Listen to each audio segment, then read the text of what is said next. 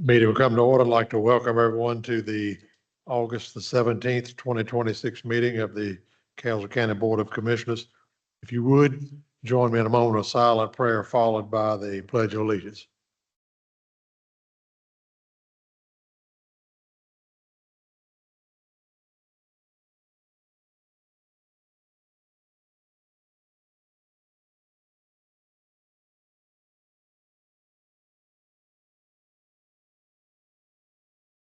Amen.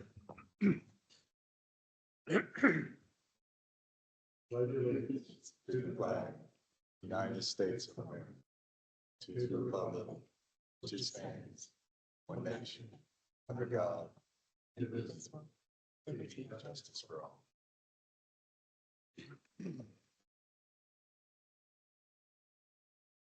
all. Public comments. No one signed up. All right. Recognitions. I'll start with you, Commissioner Claggett. None. Commissioner Ingram, Nothing, sir. Commissioner Rose, Nothing, Mr. Chairman. Commissioner Smith. Yes, sir. Thank you, Mr. Chairman. Tonight, I'd like to recognize Piedmont Health Services, a local employer that has served Castle County for 56 years and currently employs 40 people. As a federally qualified health center, Piedmont Health Services provides quality health care to all members of the community, including low-income and underserved populations of all ages. They are a vital part of our Castle County family, not only for the health care they deliver, but also for the jobs they provide and their ongoing commitment to serving our citizens. We thank Piedmont Health Services for 56 years of dedicated service and for the important role they continue to play in our community. Mr. Totten. Nothing. Commissioner Hall. Okay, I have one and y'all bear with me. I got to get through this one. On the morning of 8/5, which would be 2 weeks ago tomorrow, my little part of the world,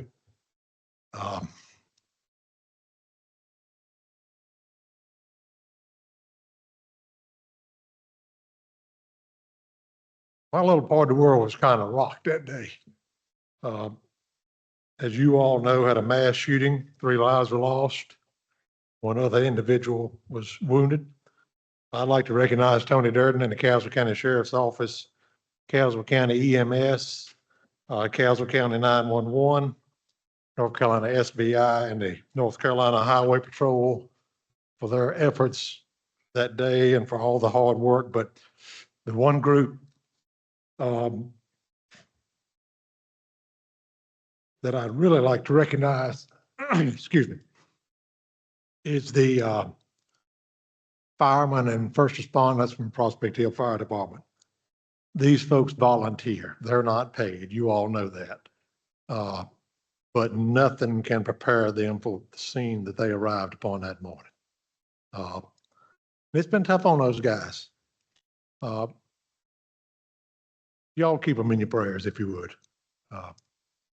They did a superb job. You know, it was rough on them. I know. These are my friends, my neighbors, and my family. But y'all just remember me in your prayers tonight. I would appreciate that. All right, consent agenda. Mr. Chairman. Yes, there is ma'am. a correction that needs to be made under consent agenda. Yes, The clerk just brought to my attention the open session minutes, instead of saying 7/20/26, should be August 3rd. so noted. You have tonight's meeting agenda, the minutes from the 3rd of August of this month, and the tax refunds and releases that were provided by staff. Any corrections or additions to those minutes? Hearing none, do I have a motion we approve tonight's consent agenda? So move. A motion from Commissioner Rose, Second. second from Commissioner Ingram. All those in favor, let me know by saying aye. Aye. All those opposed, motion carries. Discussion items, the cooperative extension county vehicle policy. Madam Manager.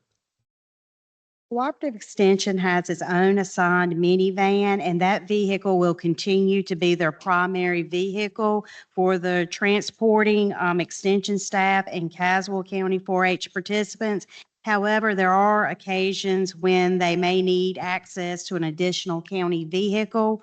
The purpose of this policy is to put a clear process in place for which that can occur. A county vehicle could only be requested when the extension minivan is unavailable due to maintenance, repair, or a prior reservation, or when it does not have enough seating capacity for the 4-H participants and approved staff attending an event. A county vehicle cannot be used simply for convenience.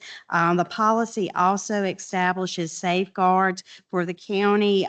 Drivers must be authorized and provide a valid driver's license, proof of insurance, and a signed vehicle use and liability acknowledgement before receiving the vehicle.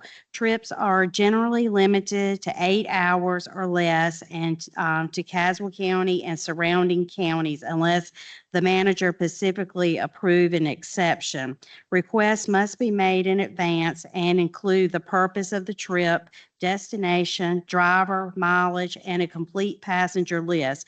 Both the extension director or designee and the county manager must approve the request. Because some of these trips involve a 4-H youth, the policy also requires a passenger list to make sure there is a seat belt for every occupant, emergency contact information for youth, and compliance with child passenger safety requirements.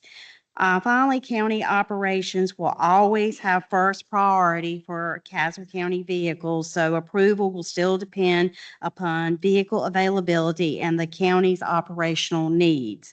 There's no physical impact associated with adopting the policy, and staff recommends the approval if the board desires to continue to let the cooperative extension use county vehicles.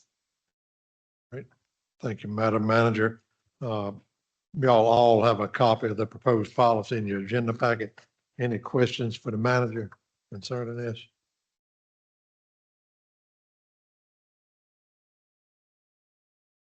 Everybody good with it? Seem to be. What's the pleasure of the board? Mr. Chairman, Yes, sir. I move to adopt the Caswell County Cooperative Extension County Vehicle Use Policy. I have a motion from Commissioner Rose. Second. Second from Commissioner Smith. Any discussion?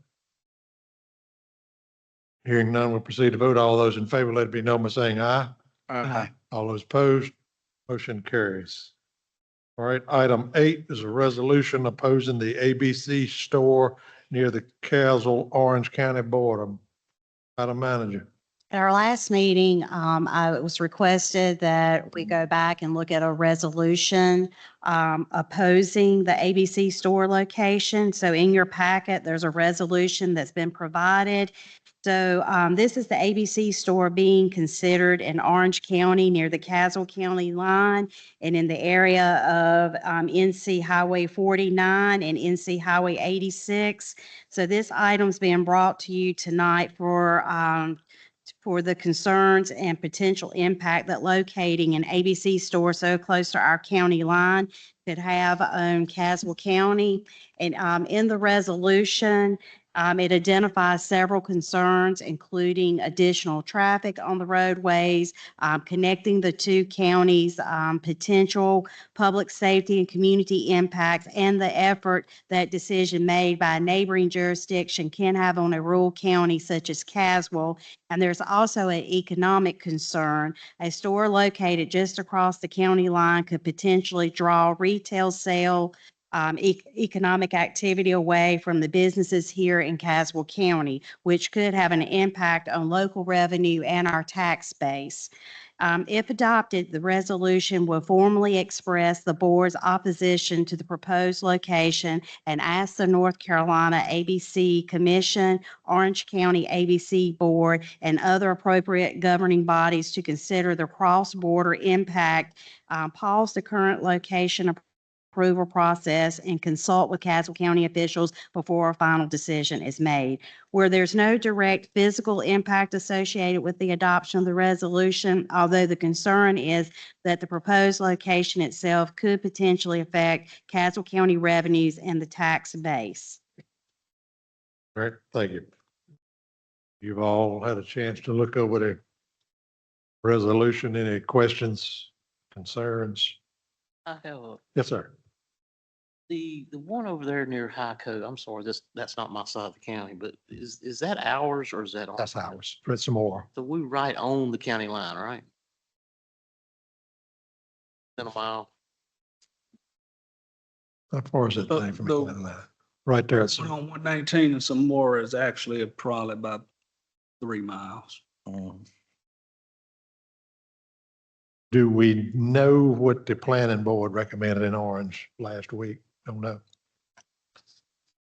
Okay. No, sir. Are we gonna be making a enemy over this? Because, I don't know.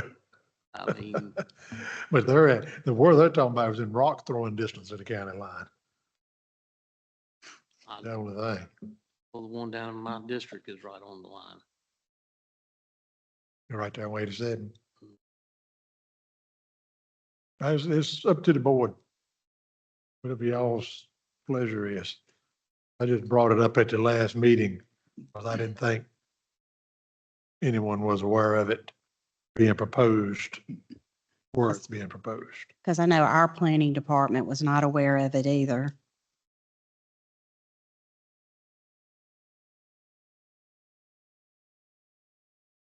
Mr. Floor is Chair, open for discussion. Go ahead, Mr. Smith. discussion, Yes, sir. discussion.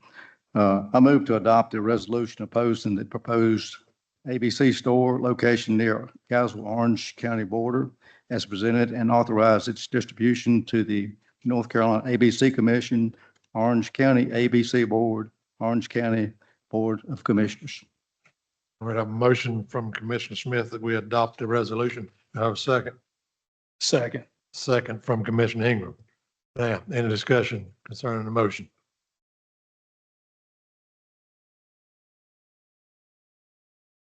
Right, hearing none, we'll proceed to vote.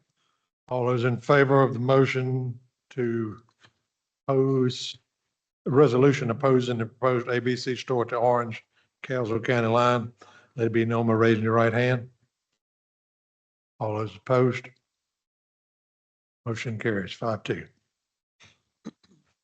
All right, item 9 is the extension, cooperative extension legislative salary increase employees 3% raise. I can't get all the words out. Go ahead.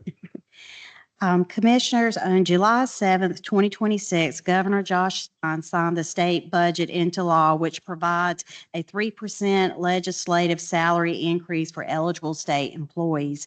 Because our cooperative extension positions are jointly funded between the state and county, the state is already contributing its portion of the increase. The decision before the board tonight is whether Castle County will fund the county's applicable share of the 3% increase.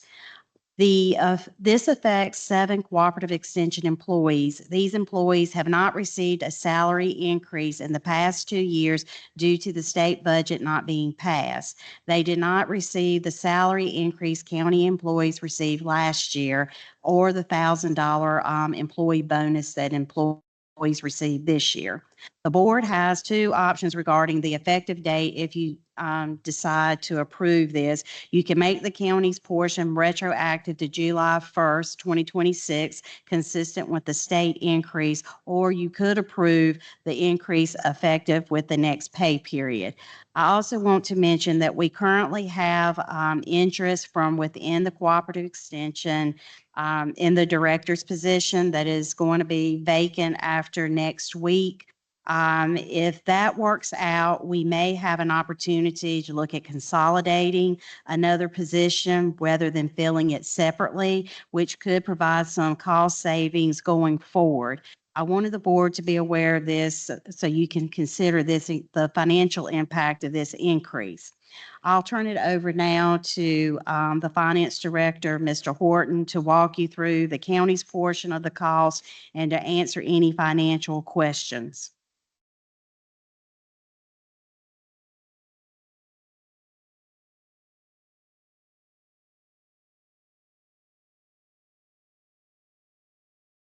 Good evening, Commissioners. Excuse me. So based off of some information that I received from the Cooperative Extension department. The cost to the cost to the county per their share of that 3% would roughly be about a little over $11,000, dependent on how long the director vacancy persists, and then ultimately the rate of the incoming director. Where it gets a little bit more complicated, and that's also contingent on consolidating two of the positions. Without consolidating the positions and keeping everything status quo, including filling that director role, we would, from a year-over-year budget perspective, it would be an increase. And my estimates of that increase, fully loaded, would be right around $30,000. If we maintain status quo as of today, filling that director role at a rate very similar to what the rate is now. But again, if we could set, if we work the personnel makeup and consolidate a couple of the rows, we can definitely absorb this increase. And I want to make clear that it's not a 3% increase across the board. It's our portion of the 3% increase based off of the allocation of the employees. There are a couple of employees that are 100% allocated to the county. So in that situation, we would absorb the full 3% increase, but they are the exception compared to the other positions. And keep in mind, those two particular employees, they have not received any county raises because they're in with the cooperative extension. We just pay their salary at 100%. So they did not get, the county's raise that we got last year. So that's why they're included with this, since they fall under the cooperative extension. Questions? Mr. Chairman, Yes, sir. in this calculation you did, is that accounting for, my understanding was Will Strader's coming in to do this temporarily? It does. It does.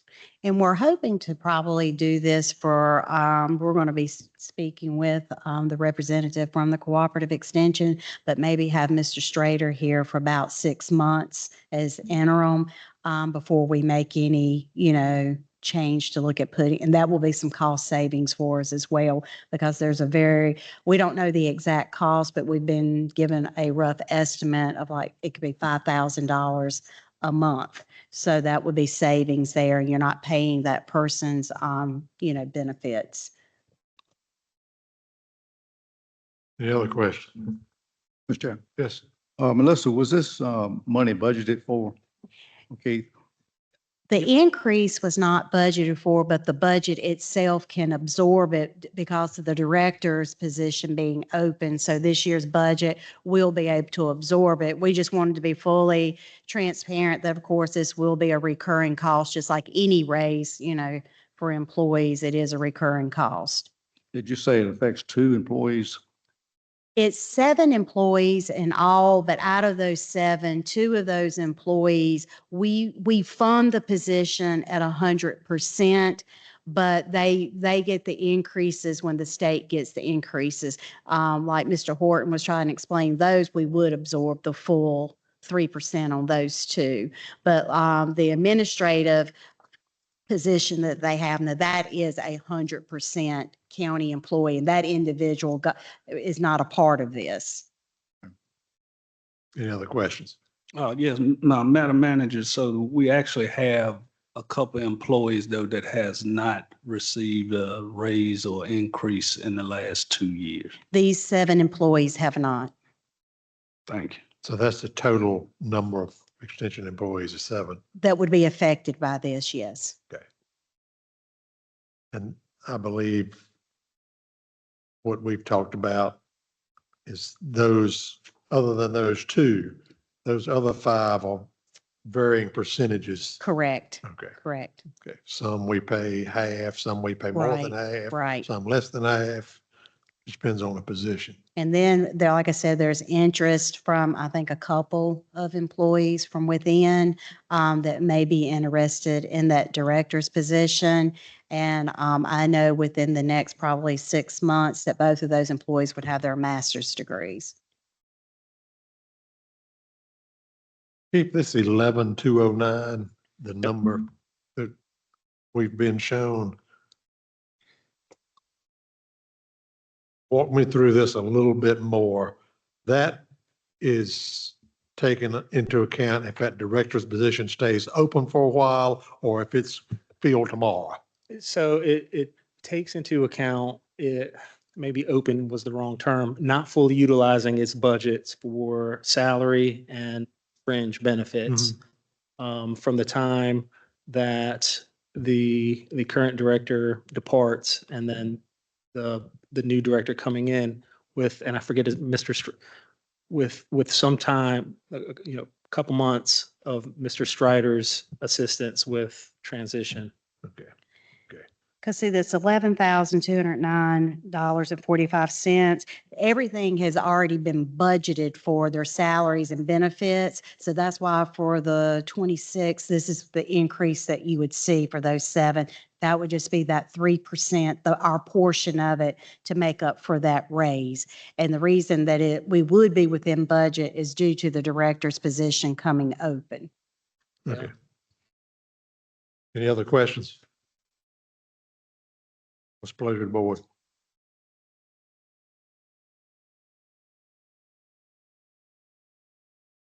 Mr. Chairman, I move to approve the 3% legislation salary increase for corporation extension staff, including the county's applicable share, retroactive to July 1, 2026. All right, I have a motion from Commissioner Ingram. Have a second. Second. Second from Commissioner Holt. Any discussion? All those in favor, let me know by saying aye. Aye. All those opposed, motion carries. Thank you, Mr. Horton. All right. Item 10, oath of office for our new manager. Ms. Williamson, if you'll come to the podium, please.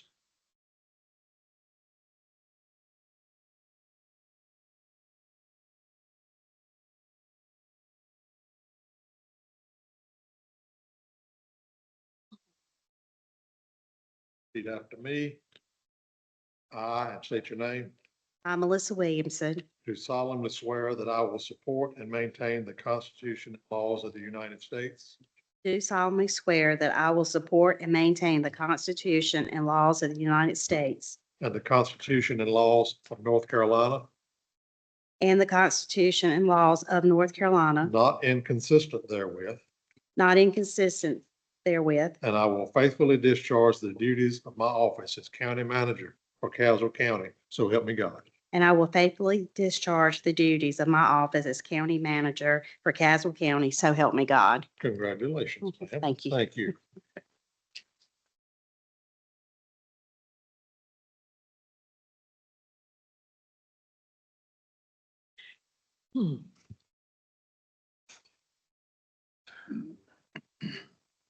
All right, item 11 is the Bartlett Yancey FFA sponsorship, Madam Manager. The FFA is currently seeking sponsors to help support its students. The fund will be used for career development events, leadership development events, field trips, and other chapter activities, as well as membership for current FFA members. As you know, agriculture is an important part of Caswell County, and FFA provides our students with opportunities for agricultural education, leadership development, personal growth, and career development. There are 3 sponsorship levels for the board to consider. Forever Blue, it can be $200 or more. Corn Gold at $100 to $199, and Silver Star at 99 or less. As part of the sponsorship, the county would also receive recognition from the FFA through items such as their T-shirts, banners, flyers, and end-of-year banquet materials.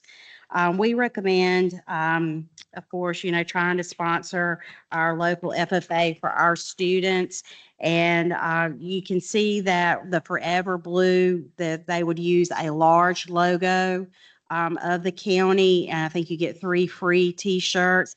The Corn Gold sponsor, that's a smaller logo and a free T-shirt. And then you would get the Silver Star sponsor, $99 or less, and you would just get your name and company's name listed on the T-shirt. And we would need to make a decision tonight because we've got to let them know by August the 26th, and we won't have another meeting before then. You heard the county manager's report on this item. Any questions? Comments? What's the pleasure of the board?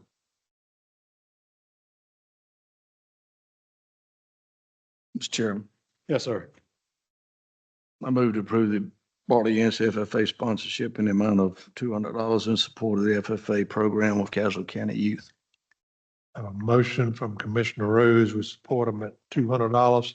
Do I have a second? Second. Second from Commissioner Holt. Any discussion? All those in favor, let it be known by saying aye. Aye. All those opposed, motion carries. All right, budget amendment number 6. Mr. Horton.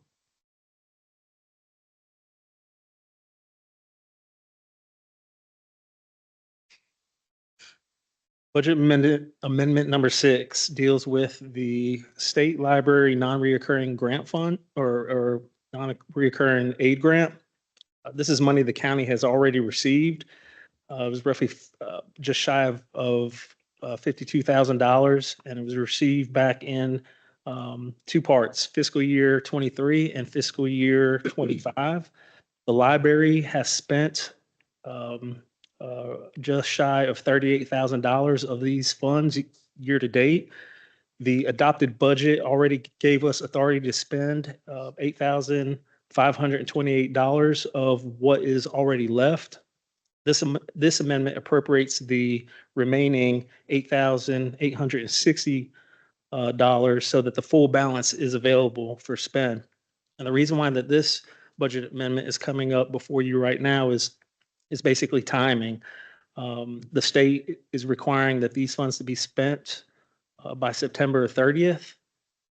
And whatever we do not spend by that time, of course, the state will take back. And the main purchase for these funds that we're appropriating is to replace a microform scanner, which how the public reads our microfilm records. So this is not county tax dollars at all. These are grant funds within our fund balance. All right, any questions from Mr. Horton concerning budget amendment number 6? You have a motion to approve? Move to approve budget amendment number 6. I have a library.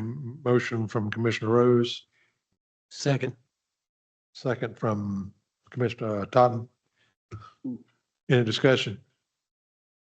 All those in favor, let it be known by saying aye. All those opposed, motion carries. Budget amendment number 7, Parks and Rec. All right, budget number 7 allows the Parks and Rec Department to purchase bleachers for the ball fields with a $10,000 grant from the Duke Energy Foundation. This grant came before you in last November, but the purchase was not completed before the end of the fiscal year. It was brought before you in November and again year end of FY26, but the bleachers were not able to be purchased in time, which then caused the budget amendment to lapse. So what this budget amendment does is reestablishes the spend authority to purchase those bleachers now that Parks and Rec are ready to make that purchase. These are restricted funds. Again, they're not county dollars. There was no match associated with this grant. We're just bringing it back up to gain that spending authority for the bleachers. Right. Any questions, Mr. Horton, concerning budget amendment number 7? Do I have a motion to approve? Mr. Chairman, Yes, sir. I move to approve budget amendment number 7, Parks and Rec, Duke Energy Foundation grant. I have a motion from Commissioner Smith to approve. Second. Second from Commissioner Claggett. Any discussion? All those in favor, let it be known by saying aye. All those opposed, motion carries. Thank you, Mr. Horton. Thank you. All right. Updates. Start with you, Madam Manager. I had the opportunity to attend the Kids Fish for Fun Day at Farmer Lake on August the 8th. Just wanted to share some of the information that in attendance, there were 106 kids and 89 adults. And kids in attendance received a fishing rod, tackle box, and worms, and all in attendance got a hot dog lunch. So just would like to thank the director, Charlie King, and staff and Farmer Lake board members that helped make that a great event here in our county. I understand that the back to school blast event that happened here in the county that the event took place at the Parks and Rec was a success, and there was a huge turnout for that. I know Mr. Randy Jefferson just sent me some of the pictures just to show me just how many folks had turned out for that. So thank you to the ones that put that event on here in the county as well. Under other updates, I wanted to make the board aware that Senator Garson is scheduled to visit our 911 center on Tuesday, August the 25th at 10 a.m. And this visit is part of an NCA PCO NENA initiative to help broaden state representatives' understanding of North Carolina's 911 system and the technology and advancement being made across the state. And this will be a great opportunity for our 911 staff to showcase the work being done here in Caswell County and the technology being utilized in our center. And commissioners are invited to attend this visit if their schedule allows.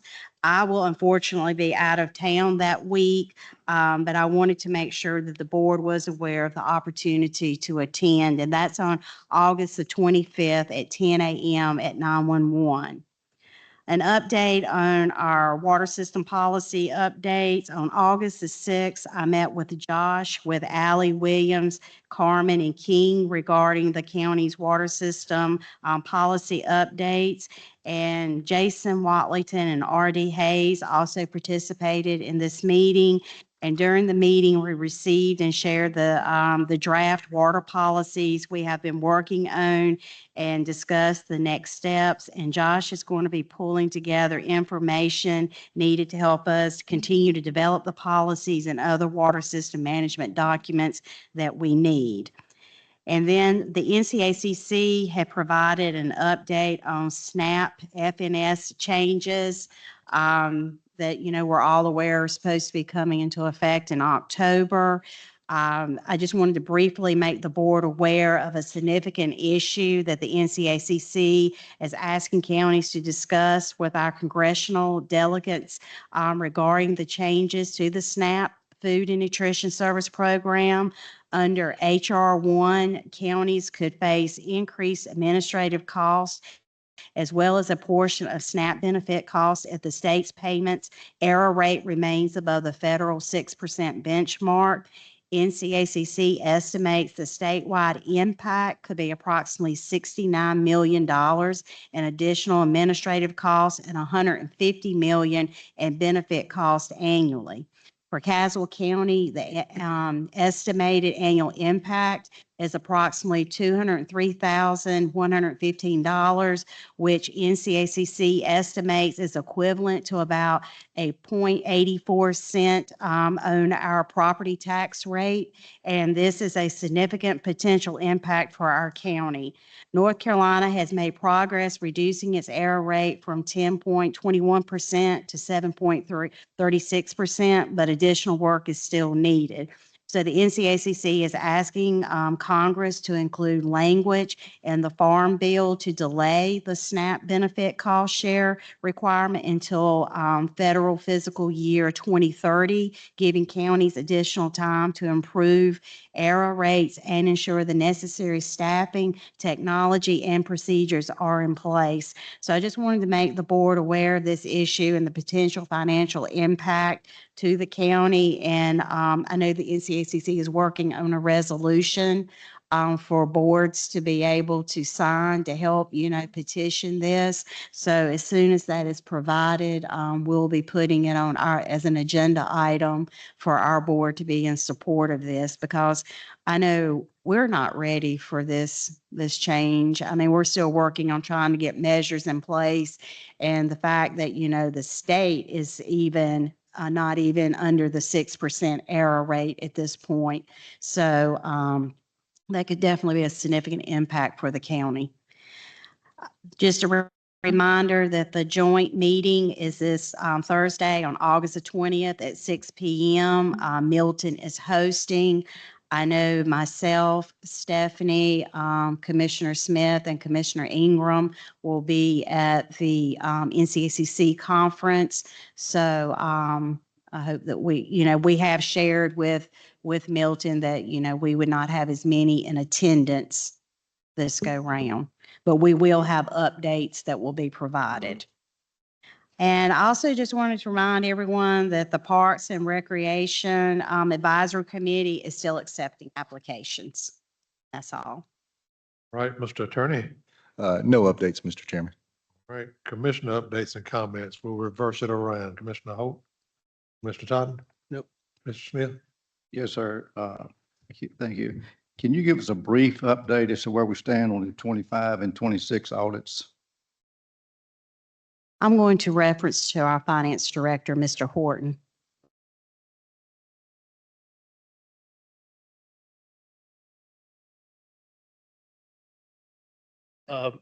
Chairman, Board of Commissioners, FY 25 audit, the county has submitted all the material requested and needed by the auditors. So unless something unique pops up, of course, we would address and submit whatever we can. But as of right now, they have received everything that they need. The auditors are also now doing their review and drafting or coming up with the draft financials. So as of right now, that's what we're waiting on. Unfortunately, I was unable to get a specific date as to when I could or we could expect those draft financials, but I am constantly reaching out and communicating with them.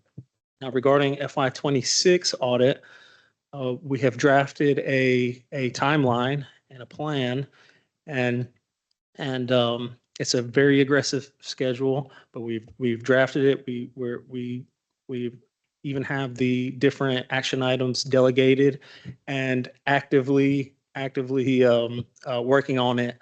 Although technically we can't get on the auditor's schedule for FY 26 audit until FY 25 is officially closed. So that our efforts surrounding FY 26 are mostly in-house, if that makes sense. Okay, the timeline is basically that's the audit tracker that we've accustomed to seeing. No, not necessarily. It's in my opinion, it's a little bit more it's still somewhat at a high level, but it has a little bit more detail than probably, what you are used to compared to the previous tracker. All right. That's all I've got. I do have one other question for Right. the county manager.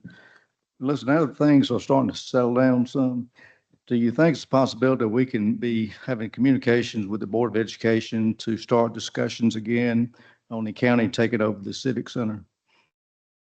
Yes, I can reach out, because I guess that would be, is the board interested in continuing, like trying to do joint meetings as well? We need to meet with them occasionally, I would think, I yeah. think so too. Okay. I will look into that. Anything else? That's all. Mr. Rose, Mr. Chairman. Mr. Ingram, Nothing, sir. Mr. Claggett? Yes, sir. I've received some taxpayer concerns regarding the use and distribution of county vehicles. The chairman has previously alluded to discussing this once the budget is passed. I'd like to see this topic on the next agenda, as our vehicle use policy was last revised a while ago.